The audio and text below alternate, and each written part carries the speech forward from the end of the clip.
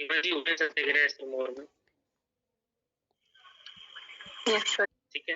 कौन main leader थे? मैं इसको SPM लिख रहा हूँ, सिरमौर प्रजामंडल, आप समझ जाएंगे, ठीक है। सिरमौर प्रजामंडल जो है ये भी 1939 में ही ऑर्गेनाइज किया गया, ठीक है, 1939।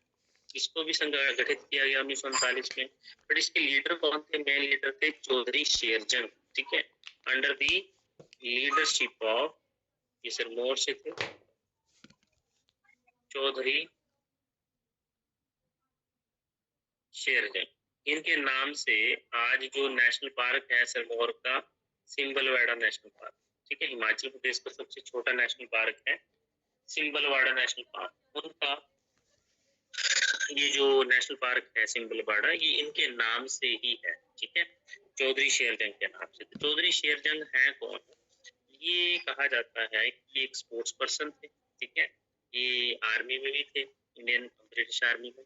और चौधरी शेरजंग जो है, इनको शिकार करने का बहुत शौक था। बाद में बहुत इन्होंने शिकार भी किए थे पहले, मगर बाद में इन्होंने जानवरों को जब रियलाइज हुआ तो उन्होंने प्रोटेक्ट करना भी शुरू किया।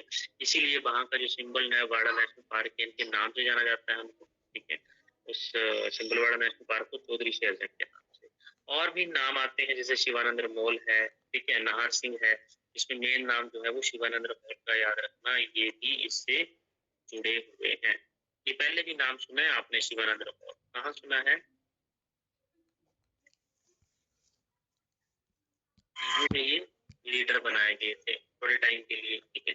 26 जनवरी 1948 से लेकर के 15 अप्रैल 1948 तक, जब हिमाचल प्रदेश का गठन नहीं हुआ था पूर्ण रूप से, तब उसके बीच में, ठीक है। तो ये शिवानंद मोल है, ये भी इसके साथ थे सिरमौर प्रजामंडल में, और भी कुछ मेंबर्स थे। तो सिरमौर रियासती प्रजामंडल जो है वो बना। मगर सिरमौर प्रजामंडल और सिरमौर रियासती प्रजामंडल में डिफरेंस है, ठीक है। ये सिरमौर प्रजामंडल तो 1939 में बन गया। सिरमौर रियासती प्रजामंडल जो है ये 1944 में बना। रियासती का मतलब है जब रियासत को इंक्लूड करते हैं, जब रियासत जो है वो पूर्ण रूप से पूरी इमर्ज हुई, ठीक है। तो सिरमौर रियासती प्रजामंडल आए तो वो थोड़ा बाद में हुआ था, 5 साल बाद, 1944, ठीक है। इसमें रियासती जुड़ जाएगा, रियासत जुड़ जाएगी पूरी की पूरी। और इनका हेडक्वार्टर तो पता ही, जहाँ सिरमौर का है वहां नाहन में था, नाहन में, ठीक है। शिवानंद मोल जो है इसके जनरल सेक्रेटरी बने, शेरजंग भी इसके कई मेंबर। ये बाकी तो इम्पोर्टेंट नहीं है ज्यादा, बट इतना ईयर पूछा जाता है तो थोड़ा सा आइडिया रखना है। अब इसमें जो मेन क्वेश्चन आता है वो तो ये आता है, क्या नाम में 1942 क्यों हुआ था ये? देखिए, पचौता आंदोलन क्विट इंडिया मूवमेंट की एक्सटेंशन माना जाता है, ठीक है, भारत छोड़ो आंदोलन की अभिव्यक्ति माना गया है इसको। ये मूवमेंट स्टार्ट हुआ था किसान सभा, ठीक है, क्योंकि अगस्त 1942 में क्विट इंडिया मूवमेंट चला तो कहीं ना कहीं उसका प्रभाव सारे भारत में देखने को मिल रहा था। हिमाचल में जो सिरमौर थी, सिरमौर प्रजामंडल था, वहां की किसान सभा बनी और किसान सभा ने इसको लीड कर दिया, ठीक है। पचौता एरिया, जो सिरमौर का एरिया है पचौता, वहां पे तो ये कब हुआ था एग्जैक्टली? किसान सभा के द्वारा अक्टूबर 1942,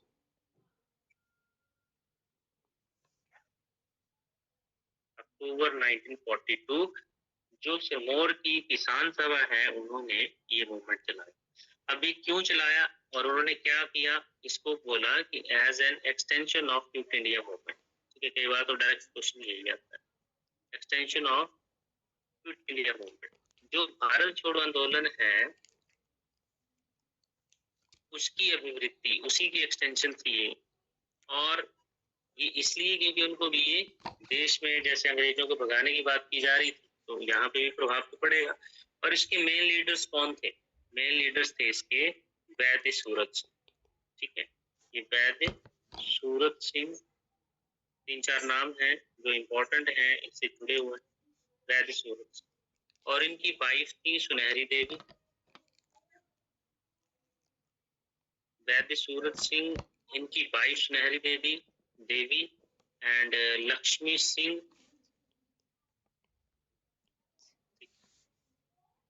और सीताराम शर्मा, शिवानंद मोल, ये नाम भी आते हैं बट ये मेन है, ठीक है।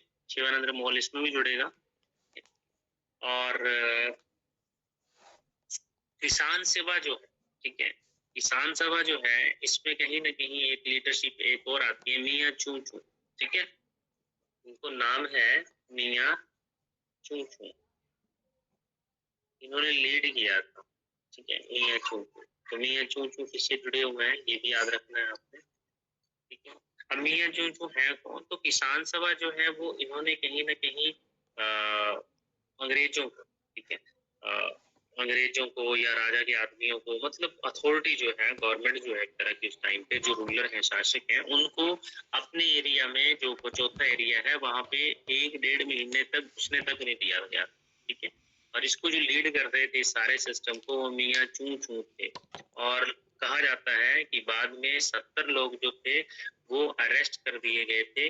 और जब वो आए यहाँ पे 1-1.5 महीने बाद, पहले तो घुसने नहीं दिया जाता था इनको, मगर जब बाद में आए तो 70 लोगों को अरेस्ट कर लिया गया था।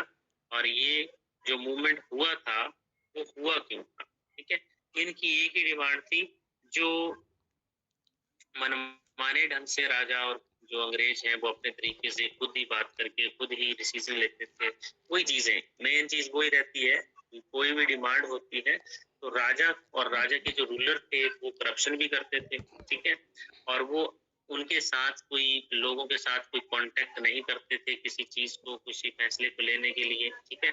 और इसी चीज उनमें जनता में रोष था इस चीज को लेकर के।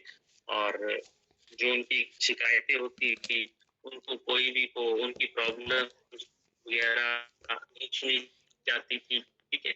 ये राजा का धर्म क्या है, ठीक है। अगर आप डेमोक्रेटिक सिस्टम में रहते हैं तो वेलफेयर, लोगों की बात तो सुनी जाएगी। वैसे ही राजा का भी धर्म यही है कि वो जनता का भला करे, ठीक है, वेलफेयर करे। मगर यहाँ पे वेलफेयर के नाम के साथ कोई चीज ऐसी थी नहीं, तो जनता तो भड़कती है इस चीज, ठीक है। तो पचौता मूवमेंट जो है वो इसीलिए हुआ था क्योंकि वहां के जो बिहेवियर है वो ठीक नहीं है राजा का। उसके जो ऑफिसर्स हैं वो करप्शन कर रहे हैं, वो अपने तरीके से सिस्टम को चलाना चाह रहे हैं, राजा को इसका आइडिया भी नहीं है, ठीक है। और वहाँ की जो अंग्रेजी पुलिस है वो भी जो है वो उनको सपोर्ट कर रही है। तो ये चीजें होती हैं। तो मियाँ चू चू और ये जो नाम है वो याद रखना है आपने, 1942 इनके लीडर कौन थे, ठीक है जी।